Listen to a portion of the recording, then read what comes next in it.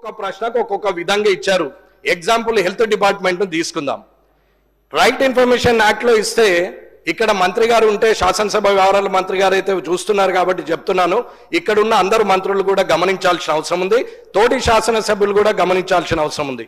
ఈ పరిస్థితి రేపు మీకు రావచ్చు, నాకు రావచ్చు, పక్కనున్న వారికి రావచ్చు, ఎవరికైనా రావచ్చు. కానీ ఆ పరిస్థితి వచ్చినప్పుడు బాధపడే కన్నా ఇటువంటి ప్రాక్టీస్ ను మానేయడం మంచిదని అంటున్నాం. ఆర్టీఐ కింద ఇచ్చినటువంటి హెల్త్ డిపార్ట్మెంట్కి ఇస్తే హెల్త్ డిపార్ట్మెంట్ వాళ్ళు పిఐఓ ఎవరైతే పబ్లిక్ ఇన్ఫర్మేషన్ ఆఫీసర్ ఉంటాడో, ఓహో ఇటువంటి చాలా చూసినాం, ఇది అయ్యేదా పోయేదా అని మాట్లాడినటువంటి హెల్త్ డిపార్ట్మెంటు, ఎడ్యుకేషన్ డిపార్ట్మెంట్ ఉన్న ముఖ్యమైన డిపార్ట్మెంట్లు ఇవాళ మాట్లాడుతున్నటువంటి మాటలు, ఇది స్వయంగా నా లెటర్ అక్కడ ఇస్తుంటే మాట్లాడినటువంటి మాటలు నేను పేర్లు, ఉద్యోగస్తుడు, డిసిగ్నేషన్తో సహా చెప్పగలుగుతానని చెప్తున్నాం.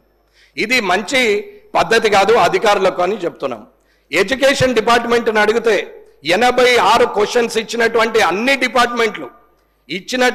డిపార్ట్మెంట్లు ఏదో ఒక రకమైన సమాధానము 6 జే ప్రకారంగా ఇస్తే, 6(1) ప్రకారంగా ఇస్తే 2 జే ప్రకారంగా లేదని చెప్పి ఇప్పటి వరకు ఎడ్యుకేషన్ డిపార్ట్మెంట్ ఇప్పటి ఇవ్వలేదు.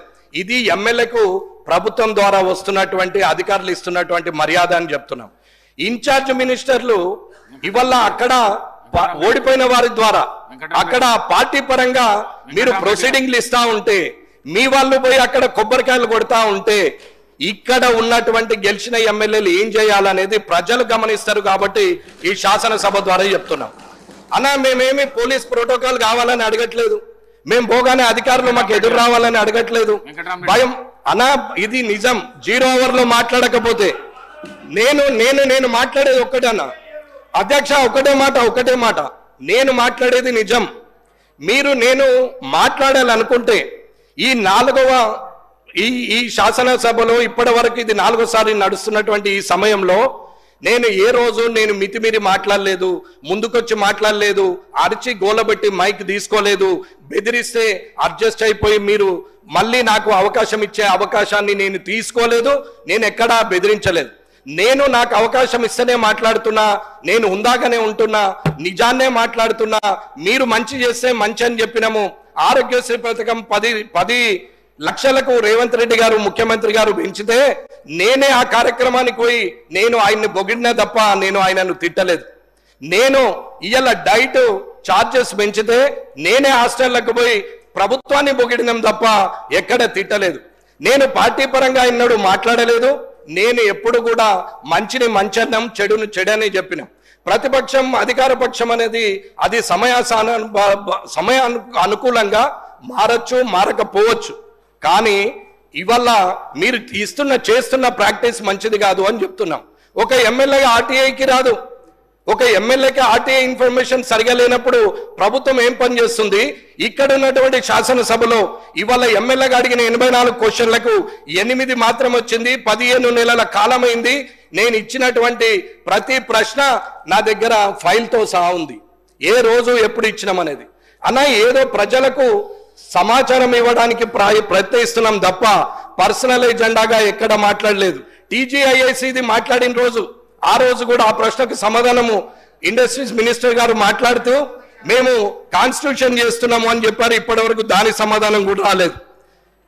ఒకటే అడుగుతున్నామన్నా, నాలాగానే ఉండి గౌరవంగా ఉండాలా, శాసనసభలో ఉందాగా ఉండాలని కోరుకొని వచ్చినటువంటి వ్యక్తిగా మాట్లాడలేకనో, చేతగాకనో, అసందర్భ ప్రేలాపనలు వేయరాకనో, నాకేం అన్పార్లమెంటరీ వార్డు రాకనో, నేను మాట్లాడలేక చేతగాకనో కాదు.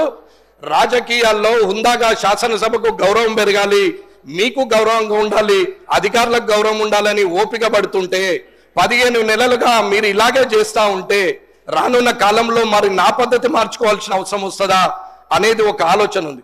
కాబట్టి దయచేసి తొందరగా అన్ని డిపార్ట్మెంట్ల నుంచి రైట్ ఇన్ఫర్మేషన్ యాక్ట్లో రావాలా. అవి ఏవి కూడా ప్రశ్నలకు సమాధానం చెప్పలేని స్థితిలో ప్రభుత్వము, శాసనసభ ఉంది అంటే అది మీకే సిగ్గుచేటు, నాకు సభ్యుడిగా కూడా నాకు కూడా సిగ్గుచేటనే మాట్లాడుతున్నాం. కాబట్టి ఇవాళ ప్రభుత్వం నిజంగా ధైర్యంగా ఉండి చేస్తున్నది నిజమే అయినప్పుడు అడిగిన ప్రశ్నకు సమాధానం ఇవ్వాల్సిన అవసరము అధికారులకు ఉన్నది, అలాగే ప్రభుత్వానికి ఉన్నది అని చెప్తున్నా నేను. ఇది శాసనసభలో జరుగుతున్న ఈ 84 క్వశ్చన్లకు రైట్ ఇన్ఫర్మేషన్ యాక్ట్ లో ఇచ్చిన 86 ప్రశ్నలకు ఇప్పటి వరకు 9% కూడా నా చేతికి అందనప్పుడు ప్రజలకు సమాధానం చెప్పే ధైర్యం మీకు లేనట్ట, లేకపోతే అది పర్సనల్ ఎజెండా అనుకొని మీరు ఏమన్నా ఆలోచిస్తున్నారా? నేను నిజాయితీగా ఉండే వ్యక్తిని.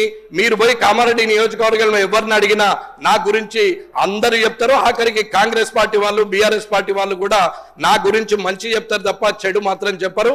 ఇది నాకున్నటువంటి క్యారెక్టర్ అని చెప్తున్నాం. కాబట్టి ఈ మర్యాద మీరు ఎలా తీస్తారు, మీరు ఎలా ఇవ్వగలుగుతారో అధ్యక్షుల ద్వారా నేను ప్రభుత్వాన్ని కోరుతున్నాం. ప్రొటెక్షన్ గురించి అడగట్లేదు, పోలీస్ ప్రోటోకాల్ అడగట్లేదు, కానీ పనుల విషయంలో అక్కడున్నటువంటి ప్రజల చేత ఎన్నుకోబడిన వ్యక్తి ఇచ్చినటువంటి ఏవైతే పనులు ఉంటాయో అవి శాంక్షన్ ఇన్ఛార్జ్ మినిస్టర్ గారు చేయాలి. కానీ అసలే మొత్తానికే పక్కన పెట్టి మేమేదో చేస్తామంటే రానున్న కాలంలో ఊరుకునేది లేదు. నేనైతే ఇది హెచ్చరికగా మాట్లాడట్లేదు, ప్రభుత్వాన్ని రిక్వెస్ట్ చేసి మాట్లాడుతున్నాము. మీరు తప్పు నిర్ణయం తీసుకుంటే మేము మాట్లాడాల్సిన పరిస్థితి కూడా వస్తుందని తెలియజేసుకుంటూ ముగిస్తున్నాం.